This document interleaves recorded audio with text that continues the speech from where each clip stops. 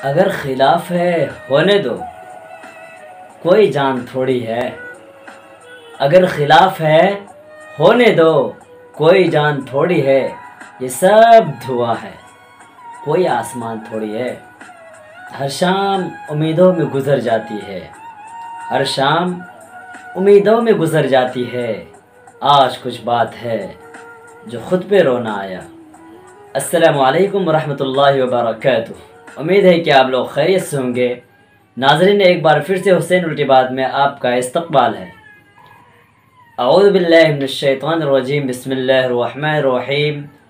वमा अरसलना मिर रसूलिन इल्ला बिलिसानि कौमिहि, सदक़ल्लाहुल अज़ीम। कौमिहि, अल्लाह तबारक व तआला का इरशाद है कि हमने कोई रसूल नहीं भेजा, लेकिन ये कि वो अपनी कौम का हमज़बान होता था। दोस्तों, आज का जो मौजू है बहुत ही अच्छा मौजू का मैंने इंतखाब किया है। वो इसलिए किया है कि ये मुझ जैसे बहुत सारे लोगों के साथ पेश आते हैं और आ रहे हैं। और दोस्तों, ज़ुबान, कोई भी कौम अपनी ज़ुबान के बगैर तरक्की नहीं कर सकती थी।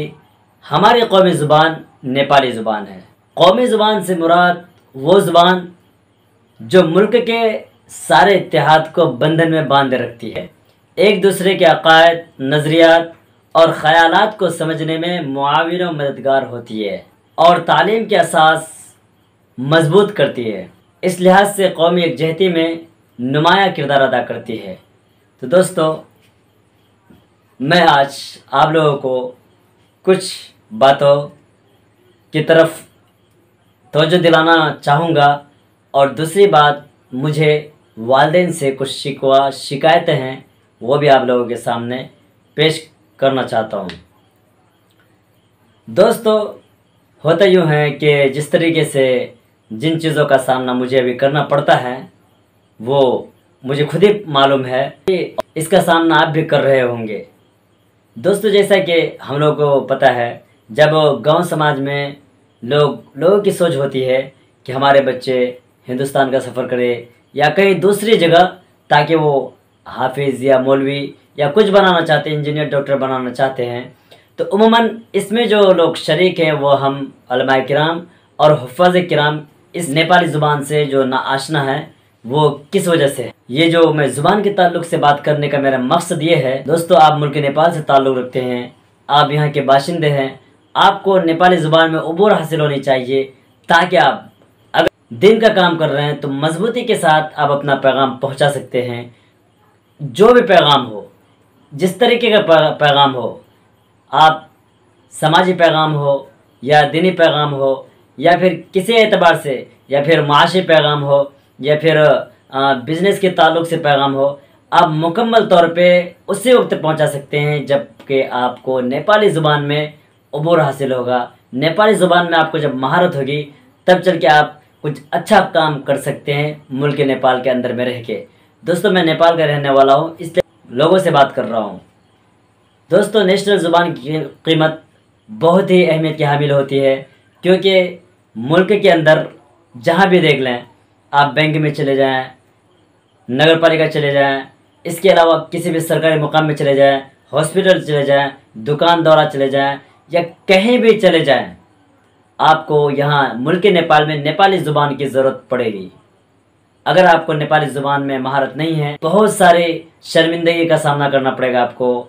आप खुद ही अंदर में घुटन महसूस करेंगे। हम इतना चीज़ हासिल करने के बावजूद नेपाली ज़ुबान से नाआशना है, खुद को ऐसा महसूस करते हुए पाएंगे कि आप ऐसा लगता है कि आप अपाहिज हो चुके हैं, आपको कुछ नहीं आता है। इन तमाम चीज़ों को आपको सामना करना पड़ता है। दोस्तों, वाक़ईतन आप खुद ही सोचिए शर्मिंदगी की बात है कि नहीं है।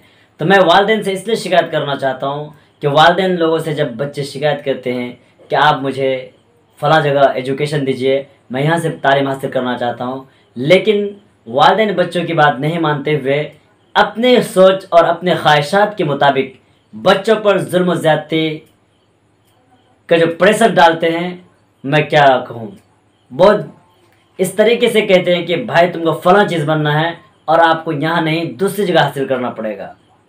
इस तरीके से होता यूँ है कि हमारा जो बच्चा होता है वो बच्चा ज़ाया हो जाता है, बर्बाद हो जाता है। वो बोलते हैं कि ना खुदा ही मिला न विसाले सनम, ना खुदा ही मिला ना विसाले सनम, ना इधर के रहे ना उधर के रहे। दोस्तों, इस चीज़ में जो वालिदैन मुब्तला हैं, मैं उनसे रिक्वेस्ट करूँगा कि आप सबसे पहले अपने अगर आप मुल्क नेपाल से ताल्लुक़ रखते हैं, ये वीडियो मैं खुसूसन नेपालियों के लिए बना रहा हूँ कि जब आप मुल्क नेपाल से ताल्लुक़ रखते हैं तो आप सबसे पहले अपने बच्चों को नेपाली तालीम से आशना कराएं।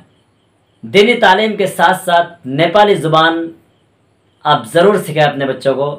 मेरी सोच ये है कि आप अपने बच्चों को 10 साल तक, कम से कम 10 साल तक अपने माहौल में रहते हुए, अपने गांव घर में रहते हुए मकतब से दीनी तालीम हासिल करवाएं। दीनी तालीम के साथ साथ आप स्कूल का भी रुख कराएं अपने बच्चों को, ताकि वो नेपाली ज़ुबान में कमज़ोर ना हो और आने वाले समय में उनको शर्मिंदगियों का सामना ना करना पड़े, ताकि वो किसी भी मैदान में किसी से भी आंखों से आंखें मिलाकर बात मुकम्मल तौर पे बात कर सके, वो अपनी बात को गवर्नमेंट तक पहुंचा सके, वो अपने सोसाइटी और समाज को समझ सके। दोस्तों, मोन ये होता है, मैं आपको एग्जांपल देता हूँ।